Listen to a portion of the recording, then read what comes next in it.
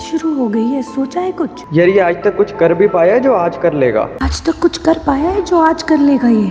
भाई कुछ नहीं कर पाएगा ये जिंदगी में।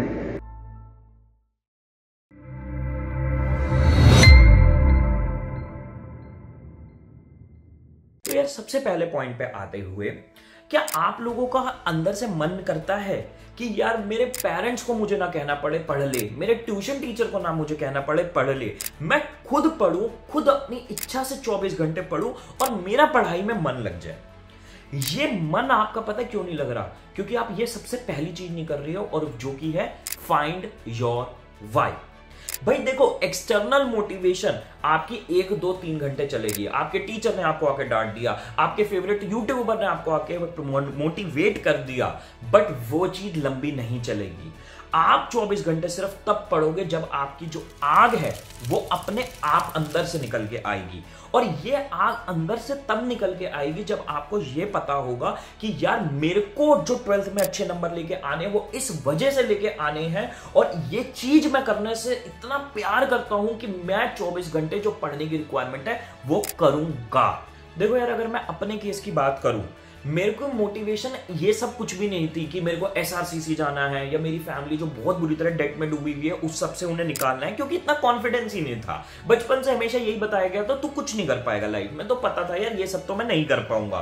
बट मेरी मोटिवेशन इतनी थी मन से कि यार कुछ तो प्रूव करना है अपने आसपास वाले लोगों को, जिन्होंने मेरे को हमेशा कहा है तू कुछ नहीं कर पाएगा लाइफ में, उनको कुछ ना कुछ प्रूव करना है। और जिन लोगों ने मुझे स्कूल में हमेशा हरास किया है, कीड़े की तरह मसला है, उनको दिखाना है कि नहीं मेरे में भी दिमाग है, मैं भी अपनी लाइफ में कुछ कर सकता हूं। दूसरी मेरी एक और मोटिवेशन ये भी थी यार कि मेरे ट्यूशन टीचर्स जो थे, Laxman sir, Anju ma'am, Arun sir, इन्होंने मुझे पर्सनल अटेंशन दी उस लेवल की जो कि मुझे चाहिए थी, क्योंकि मैं स्कूल में कुछ नहीं समझ पाता था। पर इन्होंने कभी मेरे से उस पर्सनल अटेंशन की पर्सनल फीस नहीं ली, क्योंकि इन्हें पता था मैं अफोर्ड नहीं कर सकता था। मेरे बस मन में इतनी इच्छा थी कि यार इन टीचर्स को ना प्राउड फील कराना है, ये कह दें कि नहीं यार इस पे हमने सही टाइम लगाया अपना। मेरे मन की बस इतनी फीलिंग थी कि उनको पे बैक करना है एक अच्छे रिजल्ट लाकर। तो इस मोटिवेशन ने मुझे दिन रात जगाए रखा और मैंने वो मेहनत करी जो कि रिक्वायर्ड थी। अब देखो, फर्स्ट चीज आपने अपना वाई ढूंढने के बाद जो चीज करनी है डे 1 से क्लास 12 के, वो ये करनी है कि भाई आपको जो अपने प्रैक्टिस बेस्ड सब्जेक्ट्स हैं उनको आज से ही चालू कर देना है। पूरा दिन नहीं पढ़ना, पर आज से 1 से 2 घंटा डेली हर सब्जेक्ट को देके कंसिस्टेंटली उसकी प्रैक्टिस करनी ही करनी है। देखो, मैं कॉमर्स साइड से हूं, साइंस और आर्ट्स वाले अपने आप समझ पाएंगे, पर मेरे केस में मैं अकाउंट्स और मैथ्स को लेके डे 1 से सीरियस था। मैं डे 1 से डेली इन सब्जेक्ट्स को पढ़ता था और डेली इनकी प्रैक्टिस करता था। इकोनॉमिक्स को मैं डेली पढ़ता तो था, पर मैं उसकी इतनी फ्रीक्वेंट प्रैक्टिस नहीं करता था क्योंकि उसकी रिक्वायरमेंट नहीं थी। मैं वीकली बेसिस पे उसको रिवाइज करता रहता था। अगर आप बिजनेस स्टडीज और इंग्लिश की बात करेंगे तो वो आप थोड़ा लेट कर सकते हैं, कुछ महीनों बाद उन सब्जेक्ट्स को स्टार्ट कर सकते हैं, पर जब आप करेंगे तो उन्हें सीरियसली कॉन्सेप्चुअल अंडरस्टैंडिंग के साथ करेंगे। अब तीसरी चीज जो आपको करने की बहुत ज्यादा जरूरत है, क्योंकि मैंने जैसे बोला डे 1 से आप प्रैक्टिस करना स्टार्ट करोगे, तो आपको अपने नोट्स बनाने हद से भी ज्यादा इंपॉर्टेंट है। और जितने भी आप क्वेश्चंस प्रैक्टिस कर रहे हो उनको ये नहीं गुचड़ मुचड़ कहीं भी कोने में कर रहे हो, उनको प्रॉपर एक कॉपी में करके ढंग से लिख के कैटेगराइज करके लिखना बहुत मैंडेटरी है। ये आपको आज शायद थोड़ा टीडियस काम लगेगा, बट जब एग्जाम्स पास आएंगे this is the most important thing you can do for yourself. अब कैसे और क्यों? क्योंकि देखो, सबसे पहले तो बच्चे पूछते हैं भैया नोट्स बनाने कैसे हैं। ये क्वेश्चन ही मैं आपको बताता हूं गलत है। आपको ये समझना नोट्स हम बनाते क्यों हैं। हमें नोट्स इसलिए बनाने होते हैं ताकि जब एग्जाम पास आए या हमें वो सब्जेक्ट पढ़े हुए महीना हो जाए, तो जब हम उन चैप्टर्स को, उन टॉपिक्स को रिविजिट करें अपने हाथ से लिखे हुए नोट्स के थ्रू, तो हमें पूरी बुक ना पढ़नी पड़े, हम बस उन कीवर्ड्स को, उन चीजों को हमारे नोट से पढ़े और हमें तुरंत चीजें याद आ जाए, तुरंत हमें सब कुछ समझ में आ जाए। अब नोट्स हर बच्चा अलग बनाएगा, क्योंकि हर किसी के दिमाग की याद करने की कैपेसिटी अलग होती है। कोई बच्चा ज्यादा नोट बनाएगा एक चैप्टर के, और कोई दूसरा बच्चा उसी चैप्टर के 1 पेज के नोट्स बना देगा। इसमें टेंशन लेने की कोई बात नहीं है, आपके लिए जो सूटेबल हो आप वैसे नोट्स बनाओ, पर नोट्स बनाने हैं और सारे क्वेश्चन के आंसर जो भी आप प्रैक्टिस करो उनको प्रॉपरली हर पेज में ढंग से लिखना है। मोस्ट इंपॉर्टेंट थिंग जो आप अपने लिए कर सकते हो। अब चौथी चीज जो आपके लिए करना बहुत ही ज्यादा इंपॉर्टेंट है वो ये है कि आप अपने एंट्रेंस की प्रिपरेशन अभी से चालू कर दें। देखो मैं ऑनेस्टली बोलूंगा, मेरे टाइम में मैंने नहीं करी थी, मैंने बोर्ड्स खत्म होने के बाद करी थी, पर अब दुनिया बदल चुकी है। आपको यह समझना है आप क्यों 12th में इतनी मेहनत करो, क्यों आपको 98% अब लानी है, ताकि आपको इंडिया का बेस्ट कॉलेज मिल सके और आप अपनी लाइफ में कुछ बड़ा उखाड़ सको।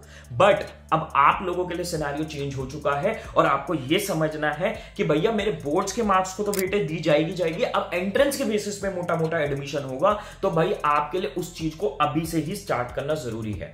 अब आप पूछोगे कैसे स्टार्ट करेंगे, हम टेंशन मत लो, नेक्स्ट वीक हमारा बैच आ रहा है जो कि स्पेशली एंट्रेंस प्रिपरेशन के लिए है और जबरदस्त फीचर्स होने वाले हैं। हम इस कैंपेन के साथ इस बैच को लॉन्च करेंगे, 1 साल बेमिसाल, क्योंकि हमारे रिजल्ट्स हमेशा बेमिसाल रहे हैं, हमारे टीचर्स हमेशा बेमिसाल रहे हैं, और आप आ जाना अपनी बेमिसाल प्रेजेंस के साथ और आपको सब समझ में आ जाएगा कि कैसे आप अपने बोर्ड्स के साथ एंट्रेंसेस को मैनेज करोगे हमारे कोर्स के थ्रू, और कैसे आप अपनी लाइफ को इस पूरे फेज से निकाल पाओगे, ये मैं गाइड करूंगा। And last but not the least, मेरे पास सबसे ज्यादा डाउट आता है कि भैया टाइम कैसे मैनेज करें और दिन में कितने घंटे कैसे कौन सा सब्जेक्ट पढ़ें। देखो यार, मैं आपको सिंपल अपनी टेक्निक बताऊं, मैं कुछ भी वो फैंसी चीजें नहीं करता था, टाइम टेबल बनाना, ये करना वो करना। सबसे पहली चीज तो आपको ये समझने की जरूरत है, आवर्स डोंट काउंट। जब आप बोर्ड्स लेने जाओगे ना, आपके वहां पे ये कॉलम नहीं दिया जाएगा कि कितने घंटे आप पढ़ के आए हो, उनके लिए बस मैटर करता है कि आप सही से आंसर्स को सॉल्व कर पाओ। अब आपको घंटे नहीं पूछने कि मेरे को दिन में कितने पढ़ने हैं। एक बहुत अच्छी कहावत है, failing to plan is planning to fail. एक बारी समझना इस बात को, मैंने कितनी गहरी बात बोल दी है दोबारा रिपीट करके, बट यहां पे पॉइंट ये है कि आपको अपने सारे सब्जेक्ट्स उठाने हैं। सबसे पहले उनकी पढ़ाई भी स्टार्ट करने से पहले सब्जेक्ट्स उठानी है, इंडेक्स देखना है कि भाई कौन कौन से हमारे चैप्टर्स हैं और हमारे कहां कहां से सिलेबस आना है, और उसको पूरा टारगेट वाइज सेट करना है कि भैया मेरे को ये चैप्टर्स और ये सब्जेक्ट इस मंथ तक कंप्लीट करना है, और इस मंथ तक मैं अपने सारे के सारे सिलेबस कंप्लीट करके अपनी रिवीजन और प्रैक्टिस स्टार्ट कर दूंगा। मुझे पता है अभी आप लोगों को श्योर नहीं है कि अब आपका ईयरली सिस्टम पे एग्जाम होगा या टर्म 1 टर्म 2 होगा, बट एटलीस्ट एक बेयर मिनिमम 3 महीने की आने वाले प्लानिंग कर लो कि नेक्स्ट 3 महीने में मैं ये सारे चैप्टर्स कंप्लीट कर दूंगा। अब उनको कंप्लीट करने के लिए आपको दिन में चाहे 10 घंटे पढ़ना पड़े या उनको कंप्लीट करने के लिए आपको दिन में 2 घंटे पढ़ना पड़े, आपको वो प्लानिंग होना जरूरी है। और अगर आपको नहीं पता वो प्लानिंग कैसे करनी है, आपके लिए सब्जेक्ट्स नहीं है, तो अपने टीचर के साथ बैठो, उनसे कहो कि सर आप मुझे बताइए कैसे प्लानिंग होनी है, या फिर उनसे श्योरिटी लीजिए, वो टीचर आपको श्योरिटी दे पाए कि मेरे प्लान के अकॉर्डिंग चलो, आपका काम बन जाएगा।